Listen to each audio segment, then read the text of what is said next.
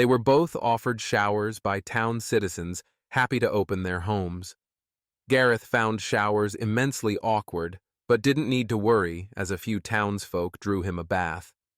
With some extra help from Deg, who had taken a short trip to the ship, he treated the water and was finally able to eat something.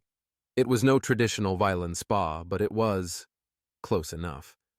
If he was being entirely honest, he was just glad to finally be able to eat something. He may have fibbed to Penn when they talked about food.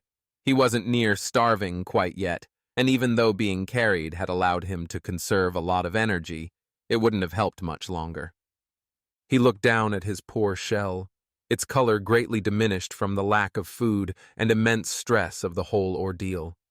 He could feel the buildup of toxins in his system before, and it was wonderful to feel them washing out. He sighed and slumped down under the water. Again, he inspected his shell. Wilting and graying all over his eyes, wandered to the crack made by Penn when she pulled him out of the way of the turret. Probably another 2 months to heal, but it was coming along. She must have remembered it too when they were falling. She was gentler. It honestly surprised him that he managed to survive that fall without any major injury. Gareth let his thoughts drift aimlessly as he soaked under the water. After a few minutes, though, he heard a thump from outside the tub. He rose up from the water and peeked over the lip of the tub. A small human child stared back from the washroom door. Small by human standards, that is. He was shorter than Gareth, but only by a few inches. If Tonnet's human biology lessons were serving him well, the boy wouldn't remain much smaller than him for more than a year or so. He should be quickly entering a time of quick growth that humans experience periodically in their formative years. The boy mumbled, still hiding most of himself behind the door. What was that? Gareth asked. The boy shirked slightly but found his voice after a moment. You're weird looking. Gareth chuckled. You're the weird-looking one. The boy's brow furrowed, easier to read than pen by far. The child wore his emotions on his face. Nuh-uh. Yeah, huh? Gareth mimicked the child. No, you don't look like anyone else here. Well, I'm not from here, am I? I'm from a place where everyone looks like me and nobody looks like you. This seemed to puzzle the boy. How many people? Gareth tilted his head. An odd question. Lots. Trillions. Is that more than here? It dawned on him the math the boy was doing. Definitely. Darn. The boy lightly tapped the doorframe with his foot. You could go see them. Gareth offered. Really? A shine came to his eyes. Oh, definitely. There's a ton to see. More places out there than trees in that forest outside. The boy didn't understand trillions, but that comparison made sense to him. Wow. A frown came to his face quickly. But I like it here, though. I have friends here. So when you miss them, just come on back. No reason you can't enjoy both, right? Gareth's words were a joyous revelation to the boy. I'd love that, I think. I think you would too. Gareth chuckled. You may be weird, but you're pretty cool. My name's Cameron, by the way. Pleasure to meet you, Cameron. I'm Gareth. I think you're weird and cool too. Cameron giggled and sprinted away, stopped, turned around, closed the door gently, then turned back around and sprinted away again. Gareth sunk back down into the tub, smiling.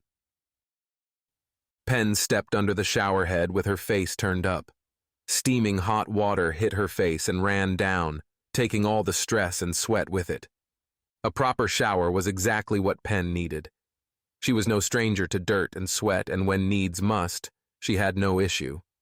That said, filthy was by no means a preferred state, and after 2 days' hard march, sleeping in the dirt, and only washing off in a river, a proper shower felt divine.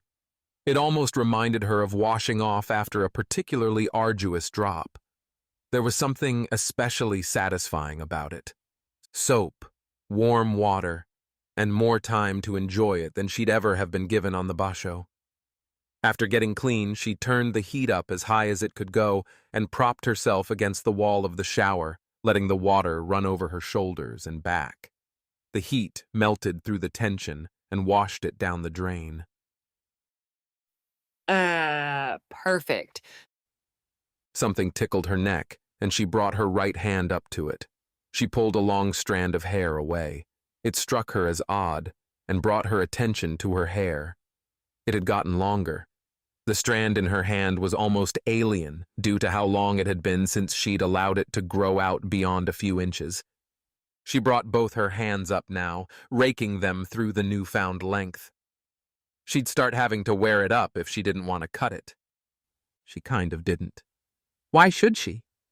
After a nice long while in the hot shower, she turned the water off and stepped out.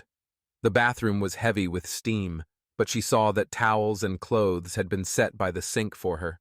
She dried herself and examined the clothing. It was a simple hand-woven dress, loose cut, and floor length. The dress was dyed olive green and parchment white with a humble little leaf-like pattern embroidered around the wrists and neckline. It certainly wasn't her normal fare, but it was clearly a kind gesture and matched the clothing most wore around town. With how little worn and well taken care of it looked, Penn could guess that it meant a lot to the person who donated it. Penn donned it and looked to the mirror only to find it utterly fogged up. A light knock came from the other side of the door. Are you all right, miss? A woman's voice asked. Yeah. Penn faltered. Oh, does the dress not fit? Or would you prefer something else? No, it fits fine. It did reach the floor, though perhaps not as much as it was intended to. How about you tell me how I look? Penn opened the door. Steam rolled out as she moved into the room with the young woman. She was a stranger to Penn, but looked like the older lady whose house this was. Penn guessed a daughter. Oh my, I think you look quite nice. Olive is definitely one of your colors. Here. The girl fumbled somewhat but showed Penn to a tall mirror in the far corner of the room. It was certainly a look. Not one she was used to, but that was expected. The dress fit fine, and it did look nice. Penn couldn't help but notice, though, that it sat oddly on her. Not tight or revealing by any means, just a gentler-looking piece of clothing on a less than gently built frame. It wasn't exactly made to be worn by a muscled body. Oh, here, miss. The young woman handed her a hair tie, but pulled back. Or if you want, I could help you put it up. It's at that weird point where it's not long enough to, but too long to, it can be difficult. If you want, I can. I appreciate it, but I'll be fine. I think I'll leave it down for now. Right, well, here, just in case you want to. She again handed the hair tie, but this time let Penn take it. Penn stowed it around her wrist. Is Gareth? Oh yes, your friend is across the street at the Pattersons. I can bring you over if you like. Lead the way. Of course. The girl led her out of the house and across the street. Penn saw a couple putting up woven cloth streamers across the road. They anchored them in trees, with some parallel, and others crossing. As the girl stepped up the front porch of the, apparently, Patterson's house, she waved to an older gentleman in a rocking chair. Evening, Mr. Patterson. This is Penelope. She was just calling on her friend. Evening, dear. Evening, miss. Your friend hasn't come out yet, but you can head on up. To the left at the top, far end door. Thanks. His hand came up to keep her just a moment. Thank you, miss. He said, accentuating the U. He looked at her like they all did. She knew what he meant, and as awkwardly as it always was, she smiled and nodded before she pushed past him. At least he had the good sense not to salute. As she climbed the stairs just inside the door to the house, she heard the man ask a question of the girl. Dear, could you ask your mother about a few fertilizer spikes? The peach is looking like it needs some help. Penn continued too far to make out her reply, but could guess by its warm tone that it was a yes.